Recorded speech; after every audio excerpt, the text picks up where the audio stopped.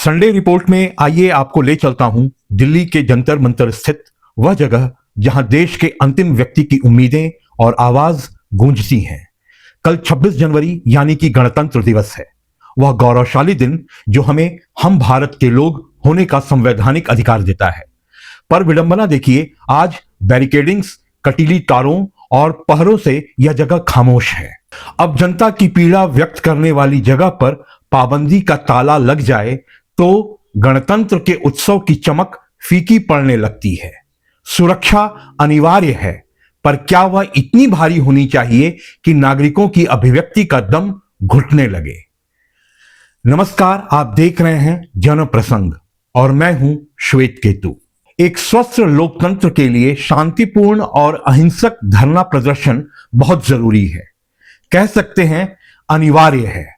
यह नागरिकों को अपनी बात कहने और सरकार की नीतियों पर असहमति जताने का एक सशक्त मंच है। लोकतांत्रिक अधिकारों और राष्ट्रीय सम्मान के बीच संतुलन आवश्यक है। विरोध का अधिकार महत्वपूर्ण है, किंतु राष्ट्रीय पर्व की गरिमा को अक्षुण्ण रखना भी एक नागरिक कर्तव्य है। प्रतीकात्मक स्थलों पर शांतिपूर्ण प्रदर्शन रोकना यह संदेश देता है कि राज्य जन संवाद के बजाय नियंत्रण को प्राथमिकता दे रहा है, जो लोकतांत्रिक मूल्यों के संकुचन और अधिकारों के प्रति सरकारी उदासीनता को दर्शाता है। भारतीय संविधान में विरोध प्रदर्शन को फंडामेंटल राइट्स के अंतर्गत माना गया है। कॉन्स्टिट्यूशन के आर्टिकल 19 क्लॉज 1 के सब क्लॉज ए और बी प्रत्येक नागरिक को अपनी राय व्यक्त करने और असहमति जताने का अधिकार देते हैं और नागरिकों को बिना हथियारों के शांतिपूर्वक एकत्र होने का अधिकार देता है, जो सार्वजनिक प्रदर्शनों का आधार बनता है। वहीं आर्टिकल 19 के क्लॉज 1 के सब क्लॉज सी नागरिकों को संगठन बनाने की स्वतंत्रता देता है, जो सामूहिक विरोध के लिए आवश्यक है। यह सही है कि अभिव्यक्ति की स्वतंत्रता वहीं तक है जहां तक यह दूसरे के जीवन या राष्ट्र की संप्रभुता को प्रभावित नहीं करते हैं। इसीलिए संविधान यह भी स्पष्ट करता है कि ये अधिकार एब्सोल्यूट नहीं है। आर्टिकल 19 के ही क्लॉज 2 और 3 के तहत सरकार भारत की संप्रभुता और अखंडता पर खतरा होने पर, पब्लिक ऑर्डर बिगड़ने की स्थिति में और हिंसा को उकसाने या अपराध करने की स्थिति में इन पर रोक लगा सकती है। आर्टिकल 51 ए के अनुसार सार्वजनिक संपत्ति की रक्षा करना और हिंसा से दूर रहना हर नागरिक का कर्तव्य है। सुप्रीम कोर्ट ने शाहीन बाग जैसे मामलों में स्पष्ट किया है कि विरोध प्रदर्शन निर्दिष्ट स्थानों पर ही होने चाहिए। कहना न होगा कि यह निर्दिष्ट स्थान पहले से जंतर मंतर चला आ रहा है। जंतर मंतर के धरना प्रदर्शनों से सार्वजनिक रास्ते कभी बाधित नहीं हुए और ना संप्रभुता पर कभी आंच आई। सरकार और दिल्ली पुलिस ने राष्ट्रीय सुरक्षा और दिल्ली के इस दौरान हाई अलर्ट पर होने का हवाला देते हुए दिल्ली के जंतर मंतर के धरना प्रदर्शनों पर फिलहाल रोक लगा दी है। विदेशी मेहमानों की उपस्थिति और आतंकी खतरों के मद्देनजर सुरक्षा एजेंसियां किसी भी अप्रत्याशित भीड़ या विरोध प्रदर्शन को जोखिम मानती हैं। वहीं जनता का पक्ष यह है कि जिस दिन हम गणतंत्र का जश्न मना रहे हैं, उसी दिन नागरिकों की अभिव्यक्ति की आजादी पर अंकुश लगाना समझ नहीं आता। नाम और पहचान न देने की शर्त पर वहां मौजूद एक शख्स ने बताया कि सरकार सुरक्षा के नाम पर अपनी जवाबदेही से हमेशा बचती रही है। जनता की शिकायतों को दबाने के लिए सरकार ऐसे हथकंडे अपनाती रही है। उचित विद्रोह के स्वर को कुचलकर सरकार जनता से दूरी बनाती रही है। यह जंतर मंतर पर पाबंदी नहीं, बल्कि लोकतांत्रिक स्वर का दमन है। जब नागरिक अपनी मांगों को लेकर सड़कों पर उतरते हैं तो सुरक्षा का हवाला देकर धारा 144 लागू कर दी जाती है या बैरिकेड्स खड़े कर दिए जाते हैं। प्रशासन का तर्क होता है कि इससे शांति भंग हो सकती है, परंतु जब चांदनी चौक जैसे सघन व्यापारिक और सार्वजनिक क्षेत्रों में बम विस्फोट जैसे आतंकी घटनाएं होती हैं तो यह सरकारी दावे खोखले साबित होते हैं। एक तरफ शांतिपूर्ण प्रदर्शनकारियों को रोकने के लिए खुफिया तंत्र और पुलिस बल अत्यंत सक्रिय रहता है, वहीं दूसरी ओर असामाजिक तत्वों की गतिविधियों को भांपने में यही तंत्र सोया दिखता है। किसी भी सरकार द्वारा अभिव्यक्ति की आजादी पर बढ़ता अंकुश भारतीय लोकतंत्र के डेमोक्रेटिक बैकस्लाइडिंग को दर्शाता है। यह प्रवृत्ति सत्ता की उस मानसिकता को उजागर करती है जहां सहमति से अधिक अनुशासन और असहमति से अधिक नियंत्रण को प्राथमिकता दी जा रही है। ऐसा नहीं है कि लोकतंत्र में अभिव्यक्ति की स्वतंत्रता पर पाबंदी मौजूदा सरकार नहीं लगाई हो। पहले की सरकारों में भी ऐसे कड़े कदम उठाए जाते रहे हैं। आइए उन पर कुछ रिपोर्ट्स के जरिए नजर डालते हैं। वर्ष 2026 की शुरुआत में जारी रिपोर्टों और वैश्विक प्रेस स्वतंत्रता सूचकांक 2025 के अनुसार आलोचनात्मक आवाजों को दबाने के लिए डिजिटल नियमों और कानूनी प्रावधानों का व्यापक उपयोग हुआ है। फ्रीडम ऑफ एक्सप्रेशन पर खतरा यूपीए के 2004 से 2014 और एनडीए के 2014 से 2026 के दौरान अलग अलग रूपों में देखा गया। यूपीए शासन के दौरान अभिव्यक्ति की स्वतंत्रता पर खतरों को मुख्य रूप से सेंसरशिप और विवादास्पद कानूनों के संदर्भ में देखा जाता रहा है, जिसमें आईटी एक्ट की धारा 66A के तहत फेसबुक या सोशल मीडिया पर अपमानजनक पोस्ट करने पर गिरफ्तारी, जैसे पालघर में 2 लड़कियों की गिरफ्तारी और कार्टूनिस्ट असीम त्रिवेदी पर राजद्रोह का मामला अहम है।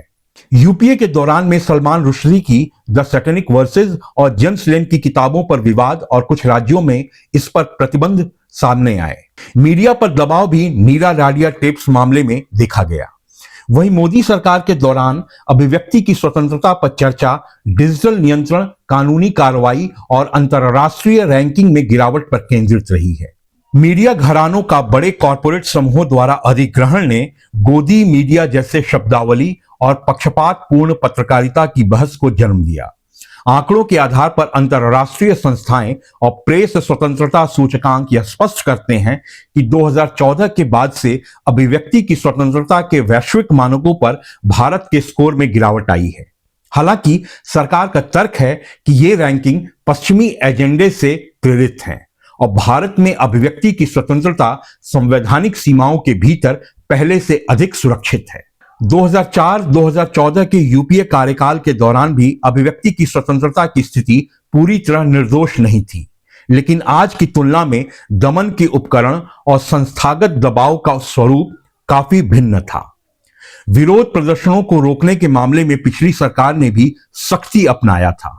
2011 के रामलीला मैदान में बाबा रामदेव और अन्ना हजारे के समर्थकों पर आधी रात को हुई पुलिस कार्रवाई इसका उदाहरण है।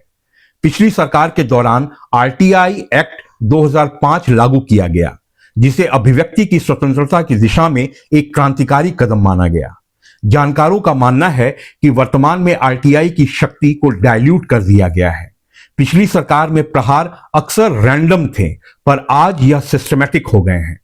अभिव्यक्ति की स्वतंत्रता पर दबाव दोनों सरकारों में रहा, लेकिन 2014 के बाद से यह दबाव अधिक कठोर कानूनों और डिजिटल निगरानी के रूप में अधिक सघन हुआ है। आइए इन रिपोर्ट्स पर एक नजर डालते हैं।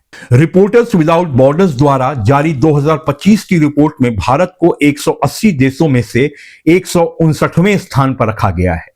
2014 में भारत 140वें स्थान पर था। एक्सेस नाउ की रिपोर्टों के अनुसार भारत दुनिया में सबसे अधिक बार इंटरनेट बंद करने वाला देश बना हुआ है। वर्ष 2024 और 2025 के दौरान विरोध प्रदर्शनों और परीक्षाओं के नाम पर 100 से अधिक बार इंटरनेट सेवाएं बाधित की गईं। यूपीए सरकार में अभिव्यक्ति को दबाने के लिए मुख्य रूप से आईटी एक्ट की धारा 66A का उपयोग किया जाता था, जिसे बाद में सुप्रीम कोर्ट ने असंवैधानिक घोषित कर दिया। विरोध प्रदर्शनों को भी रोका जाता था, लेकिन संस्थागत स्वायत्तता अपेक्षाकृत अधिक थी। लेकिन मौजूदा सरकार में यूएपीए और पीएमएलए जैसे कठोर कानूनों का उपयोग पत्रकारों और कार्यकर्ताओं के खिलाफ बढ़ा है। 2025-2026 के आंकड़ों के अनुसार इन कानूनों के तहत विचाराधीन कैदियों की संख्या में वृद्धि हुई है, जहां जमानत मिलना लगभग असंभव बना दिया गया है। सॉफ्टवेयर फ्री स्पीच कलेक्टिव की रिपोर्ट के अनुसार पिछले कुछ वर्षों में दर्जनों पत्रकारों को उनके काम के लिए हिरासत में लिया गया था या उन पर एफआईआर दर्ज की गई। 2025 की डेटा रिपोर्ट्स के अनुसार मौजूदा सरकार द्वारा एक्स और यूट्यूब से कंटेंट हटाने के अनुरोधों में 40% से अधिक की वृद्धि देखी गई है। वहीं फैक्ट चेक इकाइयों के नाम पर सरकार विरोधी आवाजों को फेक न्यूज बताकर हटाने की प्रवृत्ति बढ़ी है। वीडेम संस्थान की 2025 रिपोर्ट में भारत को इलेक्टोरल ऑटोक्रेसी की श्रेणी में रखा गया है। वहीं 2014 में भारत को चुनावी लोकतंत्र माना जाता था। फ्रीडम हाउस के तहत नागरिक अधिकार और अभिव्यक्ति के स्वतंत्रता को आंशिक बताया गया है। वहीं इसे 2014 में स्वतंत्र कहा गया था। इकोनॉमिस्ट इंटेलिजेंस यूनिट का तर्क है कि मौजूदा सरकार में अभिव्यक्ति का हनन केवल कानूनी नहीं बल्कि संस्थागत है। जब सत्ताएं अपनी शक्ति का उपयोग आवाज दबाने के लिए करती हैं, तब संविधान ही वह अंतिम ढाल होता है जो जनता के पक्ष को जीवित रखता है। आर्टिकल 13 यह स्पष्ट करता है कि सरकार ऐसा कोई कानून नहीं बना सकती जो मौलिक अधिकारों को कम करता हो। 2015 में सुप्रीम कोर्ट द्वारा धारा 66A को रद्द करना इसका प्रमाण है कि न्यायपालिका सरकार के दमनकारी कानूनों को पलट सकती है। डॉक्टर अंबेडकर ने अनुच्छेद 32 को संविधान की आत्मा कहा था। यदि सरकार किसी नागरिक की अभिव्यक्ति पर अंकुश लगाती है तो वह सीधे सुप्रीम कोर्ट या हाई कोर्ट जा सकता है। न्यायालय हैबियस कॉर्पस या मैग्मस जैसी रिट से सरकार से जवाब मांग सकता है और नागरिकों को तुरंत राहत दे सकता है।